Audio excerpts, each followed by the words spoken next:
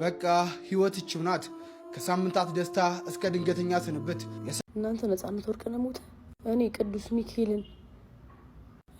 ሚካኤል እኔ በሱ ልክ የምወደው ወንድ አርቲስት የለም በዙሪያዬ። ለኔ ብቻ አይደለም ይሄ ነገር አስደንጋጭ የሆነው መሰለኝ።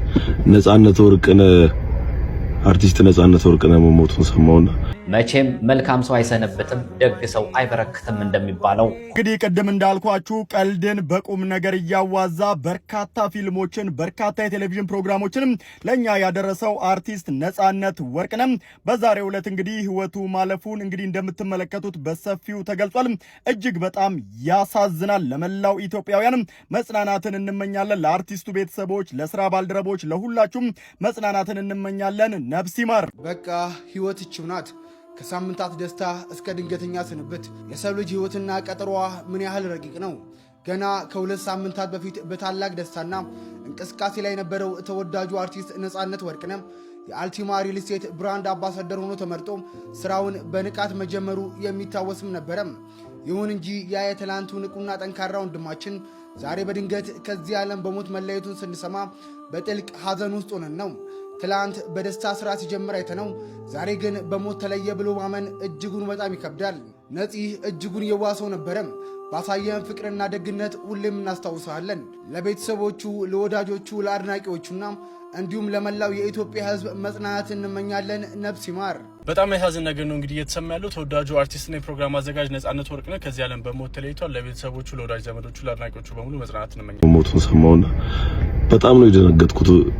በጣም ነው የደነገጥኩት።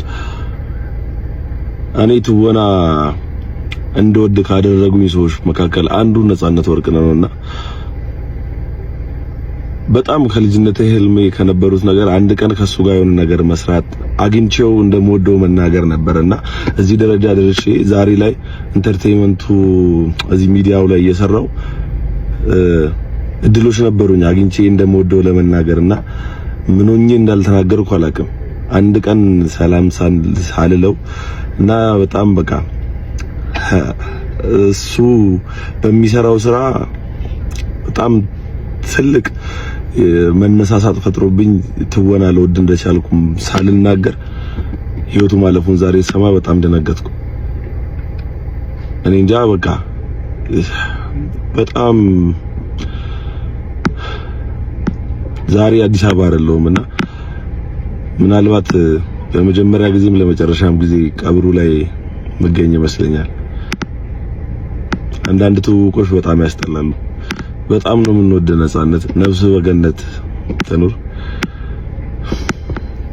በጣም የምንወደውና የምናከብረው ከፊቱ ፈገግታ የማይጠፋው እያሳቀ እያዝናና ቁም ነገር የሚያስጨብጠው የኢቢኤሱ ፈርጥ አርቲስት ነፃነት ወርቅነህ ህይወቱ አልፏል። መቼም መልካም ሰው አይሰነበትም ደግ ሰው አይበረክትም እንደሚባለው ሁላችንም የምንወደው አርቲስት ነፃነት ወርቅነህ ህይወቱ አልፏል። በቅርብ ጊዜ ብቻ ከኢቢኤስ 2 የማይረሱ ሰዎችን አጠናል። አስፋው መሸሻንና አሁን ደግሞ አርቲስት ነፃነት ወርቅነህን። ለማንኛውም ለቤተሰቦቹ፣ ለወዳጅ ዘመዶቹ፣ ለአድናቂዎቹ ለሁሉም መጽናናትን እመኛለሁ። ስለ ራሴ ልንገራችሁ። በተሰማችሁ ስሜት ብዙ ሰዎች ደውላችሁልኝ ነበረ። አመሰግናለሁ። ስለ እኔ ጤንነት ስለተጨነቃችሁ ስለ ሞቴም ያወጃችሁ አላችሁ። በቲክቶክ እና በፌስቡክ የቀብሩን ቦታ አልተናገራችሁም እና እሱ ይቀራችኋል እና ትንሽ ስነ ምግባር ባለው መልኩ ብንከባበር፣ ስራ ስለ ስራ ብንከባበር በጣም አሪፍ ነው። ታሟል ሲባል ሞተ፣ ሞቷል ሲባል ተቀበረ፣ ተቀበረ ሲባል ተነሳ። እነዚህ ወሬዎች ትንሽ ያስቸግራሉ። እኔ እዚህ ሳገለግላችሁ እኔ ነኝ።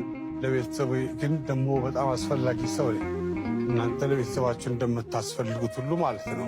ስለዚህ የምትጽፉትን ጽሑፍ አስቸጋሪ ሊሆን ስለሚችል ጥንቃቄ አድርጉ። ብቻ አመሰግናለሁ ስለሁላችሁ። የልጆች በደንብ ያውቃሉ። ሳቅ ራሱ የሚቀናበት ሰው ምናምን ነው።